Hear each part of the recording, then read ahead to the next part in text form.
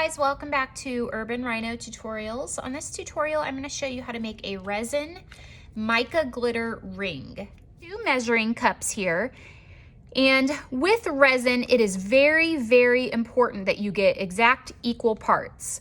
So we have the actual resin here, and I'm using this Dr. Crafty brand, and I'll include a link in the description below. And you have the hardener. So for this resin, you want the parts to be 1-to-1, the ratio. So if you use, let's say 6 ounces of resin, you need 6 ounces of hardener. So you're gonna end up with 12 ounces total. Just keep that in mind when you're mixing up your amount.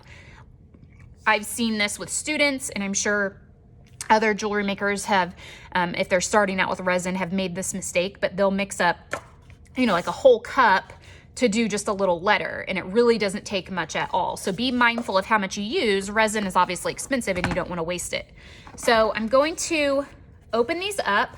No, I'm not. I'm going to put on my gloves first. You will regret your life choices if you do not wear gloves when you are working with resin.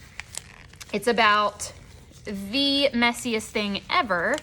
I usually only do resin with my advanced kids, advanced students, because again, it's so messy and I don't want my classroom to be all sticky. Just a little tip, if you're having a hard time getting it cleaned up, nail polish remover or acetone is generally the best thing to get it cleaned up.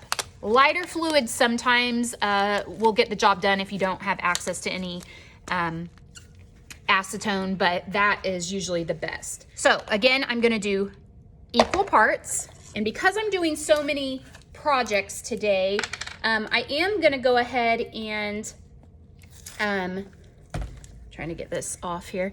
I am gonna go ahead and mix up more than what I'm gonna need for this first project, because again, I am doing more than one tutorial. So if you're wondering why I am mixing up too much, that's why. All right, so I'm going to be pouring half and half, and then I'm gonna combine them in this cup. So I don't wanna fill these up completely or I'm gonna overflow my cup. So I'm gonna do, looks like milliliters, we're gonna do 125 milliliters. Okay, so we got 125 of that.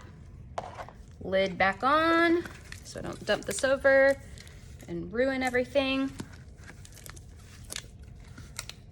If I can get it, there we go.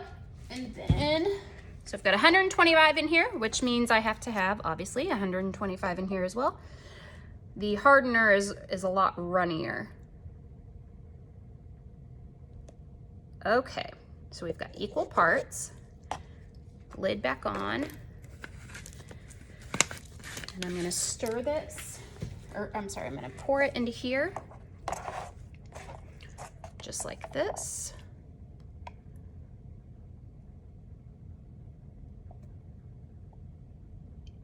And I'm gonna stir, like I said, for 3 complete minutes.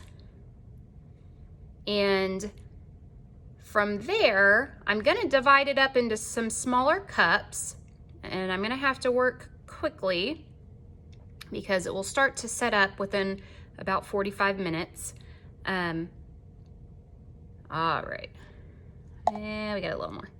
And then when I split it up into the different cups, I'm going to color some in some of my other tutorials, so you'll see those. Let me set these to the side. Okay. If you buy the Dr. Crafty, it comes with this stir stick, but like I said, you could just use a large popsicle stick if you want. So I'm gonna stir this for 3 minutes. Bear with me, we'll speed up the video. What I'm gonna do to start, sometimes I put the resin in first and then I put the glitter in, but for this particular one, because it's such an itty bitty little space, I am going to put the glitter in first, and I'm gonna do a couple of these just at the chance, they don't work out or whatever. I'm not gonna necessarily be wearing these. This is purely for, I just got glitter all over my face. This is purely for the sake of the tutorial, so I'm not concerned about about picking the right size. But if you happen to get one of these silicone molds, they are different sizes. They go up in half sizes. So you can find the one that will fit you. So what I'm gonna do is very carefully, first I'm gonna pour some of this into a cup, because this is gonna be easier to control. And I'm gonna pick a couple of these, and I'm going to just carefully let the glitter pour into the mold. And I'm gonna work my way around.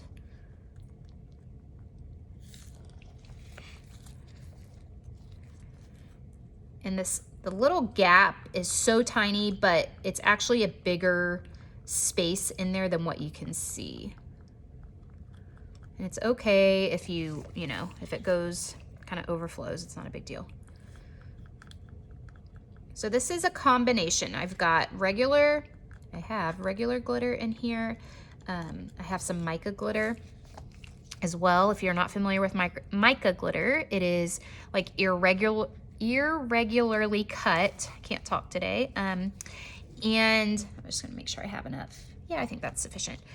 Kind of tap it in there. And it's really pretty. It's really like natural looking. I'm gonna do one more.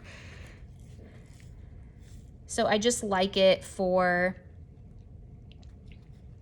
I just like it for all my projects. Occasionally I'll just use the regular glitter, but when we work with concrete or resin, I try to use this. And I just kind of mixed up some gold, silver, champagne, and kind of a coppery to kind of overall give kind of like a rose gold look. You can tell I'm a little crazy here. So when I pour the glitter in, or the resin in, it's about impossible to get it perfectly poured in there. You could put this into a syringe and squeeze it in there. You could certainly do that, and that would be much easier. But for the sake of this, I am just going to, I've got some clear in this little cup here. I'm gonna pinch the cup and see how good of a job I can do. I don't know. And I'm just gonna pour it into the mold. It will probably overflow a little bit, and that's okay. I'm gonna let it sit down in there so I can see how much more I need. While that's kind of adjusting, I'm gonna move on to the other one. So if it overflows some, like I said, it's okay, because what will happen is you can go back at the end once it's dry and trim off the edges and sand them down. So don't freak out if you feel like you totally messed up. It is fixable. Concrete is much harder and less forgiving than resin, so. Okay, I need some more in this one. I mean, as you can see, I'm all over the place here, so I'm not worried it'll come out. It'll all work out. It looks like I need some here. Okay, I think by the time that settles, we should be good. So I'm going to kind of clean off the edge here. You don't necessarily need to, but I'm just going to because it's getting a little crazy. Okay, I'm gonna let those dry. They need to sit for 24 hours to completely dry. And then when I return tomorrow, I'm gonna show you how to sand them and polish them and make them look shiny and finished. So these sat overnight and I'm ready to pop them out. I already took one out I was just checking it, making sure we were good to go. And you can see all of the mica glitter in there. It's really pretty. I can see some rose gold, some silver, some like a softer gold that's in there. It is really pretty. I will say that I wasn't really paying attention when I used this mold. I should have gone to some of the smaller ones. If I personally wanted to wear either one of these are too big for me, but that doesn't matter. Obviously everyone's gonna have different sizes that they need, which is nice about this. This particular ring mold is that there are a ton of different sizes. So what I'm gonna do is I'm gonna show you how to sand off any like uneven spots, and then what you need to do at the end to make it shiny, because when you sand this, it's going to have a scratchy, cloudy surface. So there's a couple things that you could use. You could use like a fine grit sandpaper, or you could use what we use in my class for these smaller projects is a nail file. The nice thing about a nail file is it gets, you know, in there really easily. So I'm just gonna go around and sand the inner edge where there might be little pieces that are sticking up. And you'll be able to tell by feeling it. And you just want to do this until everything feels smooth. You know, the last thing you want to do is wear a ring that's going to constantly scratch your finger. There's a larger piece right there. Okay. Get that one off and then we're good. A little bit more. I'm going to kind of go flat like this. So what we're going to do to polish it up, and I've talked about this in another resin video before. There's a couple ways that you can essentially polish your resin to make it have a nice, shiny, you know, glass-like finish. Some people choose to use a really fine grit sandpaper with some water.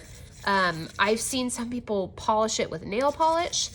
What I have found to be the best is using some wipe-on poly, like wipe-on polyurethane. All right, we're good to go there. So all you have to do, so this is Minwax wipe-on poly, okay?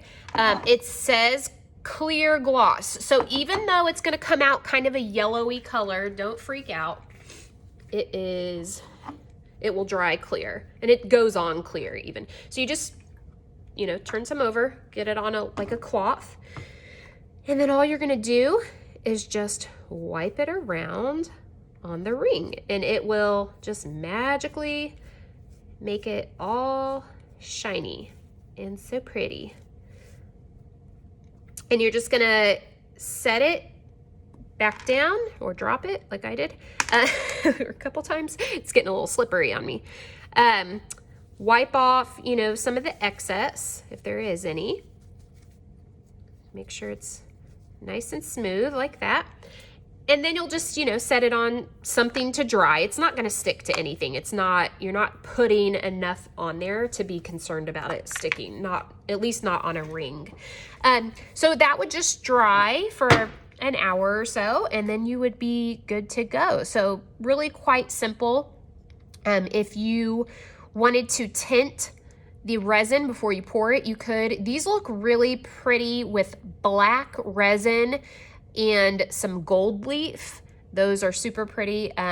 But this, you know, like I said, I chose to do the clear with the different color mica glitter. I'll include some links in the description below where you can purchase these supplies. If you liked this video, please give it a thumbs up and subscribe to our channel. Thanks for watching.